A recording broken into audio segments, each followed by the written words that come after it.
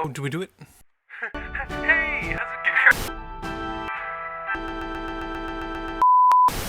Hey, there we go. Hello, how's it going? You're probably wondering to yourself, what the hell is going on? Where's Puppet Strings? Well, of course you're wondering that. I mean, this is Puppet Strings' channel, and clearly there's no Puppet Strings. I'm Blue. No, not like the emotion or the color. That's my name. And today I thought it would be fun to hijack Puppet Strings' channel for a moment and give you all something fresh and different to look at. So, I hope you're sitting down. Today's topic is going to be a good one. Have you ever watched a silent film and thought to yourself, hey, this is kinda creepy? Yeah, well, I've rather found that curious myself. See, we already have so much in common.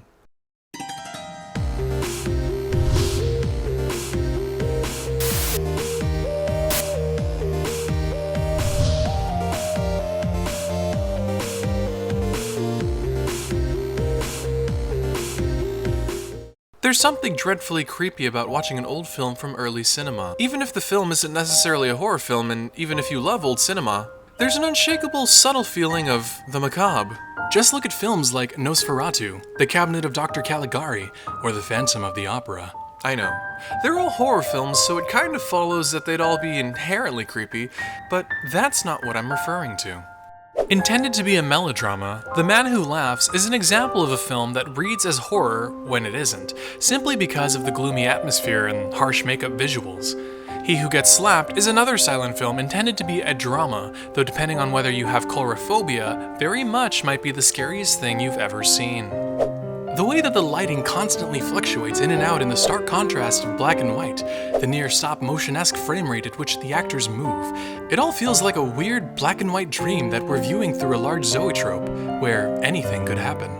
But to better understand the psychology behind our uneasiness with old film, we'll have to take a step back and look at the infant days of an innovation in art: photography. Before the 19th century, portraits had to be painted and they were very expensive. But on January 7, 1839, the very first commercially available photographic process was announced to the world, and the photography industry exploded. Suddenly, everyone was raving about this new art form. Photography allowed anyone, not just the wealthy, to achieve a certain kind of immortality. The quality was pristine, but the exposure times were long. These early photographs took several minutes to capture, which might explain why babies and animals appear in the past as fuzzy blurs. This could partially be the reason as to why models often didn't smile in photos. They had to pose for a very long time. How long can you hold a smile? Point being, perhaps the reason why there's a subtle creepiness in old film is because we subconsciously associate them with these grim photos of early photography, which we often find creepy. There's something very intriguing about how moving photographs have the ability to not only capture the subjects within them, but their actions as well. Have you perchance seen the German film The Cabinet of Dr. Caligari? There's something very dark and macabre about it, which may have had something to do with the culture at the time. During those days, Germany had a desolate and depressing environment. Their economy was in the dumps for 50 years. It makes sense that what filmmakers were producing would reflect such pessimistic conditions. Caligarism is a term used to describe these bizarre style of films which usually focused on themes like madness and obsession, usually through visual distortion. These sort of films were visually intriguing and inspirational for the masters of today. But again, it wasn't just necessarily the horror films that had the creep factor. Charlie Chaplin is perhaps the most well-known actor from the silent film era, and though much of his work revolved around comedy, through the way the picture progresses, we can still see that subtle, creepy, silent film aesthetic. On top of that, because of the silent factor, early cinema often relied on heavily expressive stage acting and overly expressive facial expressions. Something about these caricatures of people may come off as slightly unsettling, similar to clowns. Another reason could be the use of practical effects. As goofy as they can look, they're more haunting because they were clearly made in real life and not digitally created on the computer. I mean, today's CGI effects are cool, but there's something about the haunting realism of the silent film world that gets lost in translation.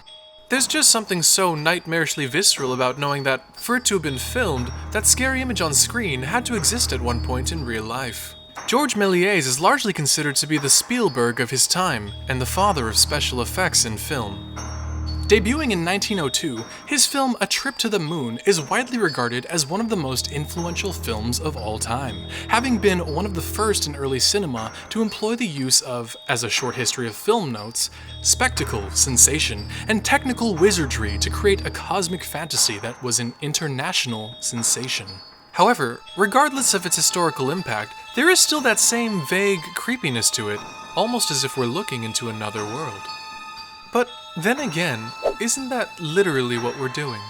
If you think about it, most people alive today didn't exist when these moving pictures on the screen were being shot. The last person to live in the 1800s, Emma Murano, born in 1899, sadly passed away in April of 2017. So perhaps the reason behind this errant creepiness is the idea that all the actors you were seeing, all the people involved in putting together the sets, the person behind the camera, as well as the many audiences who saw the film during its time, are all dead. Sure, we can recreate that old black and white silent film era look and even produce visuals in modern film that are haunting in equally effective ways. I mean, remember the Babadook? But it's not so much that the base content of old film is any more frightening than what we can make today.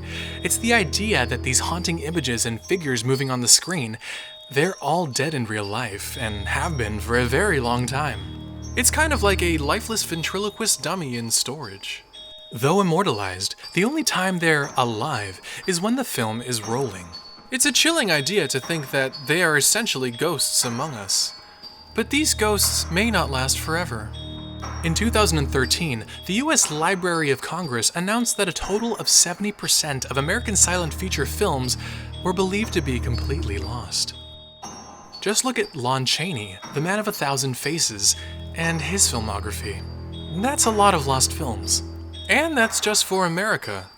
Either through intentional destruction by the film studios after the end of the silent era, environmental degradation, or accidental fires in studio vaults, the silent film window into the past is slowly closing.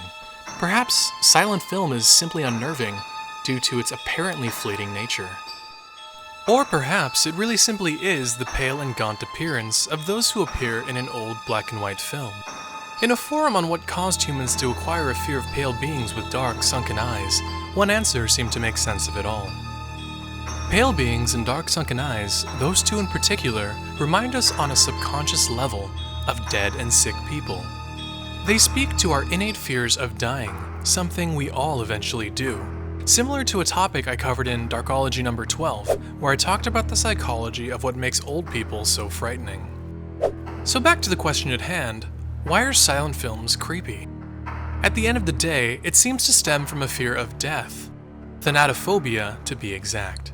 The feeling of dread when one thinks of the process of dying or ceasing to be. Perhaps 1,000 years from now, a more advanced civilization will look back into our films of today and have similar feelings of dread, knowing that our immortalized history might too eventually fade into oblivion. But what do you think? Hey, before I go, I'd just like to thank Puppet Strings for being such a great sport and allowing me to hijack her channel for today. Did you miss her? Well, have I got good news for you. She's actually over on my channel right now, taking over one of my videos. To check that out, be sure to hit the link over here and see whatever nightmarish topic she's prepared. Oh, and while you're there, if you'd like to see more videos like this one, why not subscribe to my channel? I'd love to see some of you fellow puppets there.